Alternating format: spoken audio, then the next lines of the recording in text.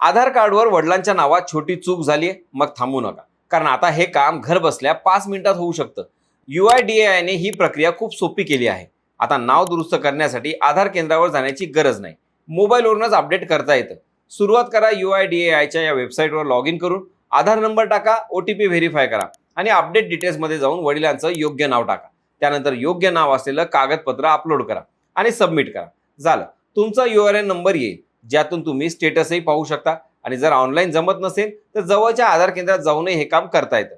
पण आता बहुतांश लोक घर बसल्या हे काम पूर्ण करतायत. लक्षात ठेवा, आधारमध्ये चुकीची माहिती असेल तर बँक, पॅन कार्ड आणि पासपोर्ट अशा अनेक कामांमध्ये अडचणी येऊ शकतात. त्यामुळे वेळेत दुरुस्ती करणं खूप महत्त्वाचं आहे. तुमच्या आधारमध्ये अशी चूक आहे का? कमेंटमध्ये नक्की सांगा. आणि अशाच महत्त्वाच्या अपडेटसाठी त्याचं काय महाराष्ट्राला इंस्टाग्रामला फॉलो करा आणि यूट्यूबला सबस्क्राईब करायला विसरू नका.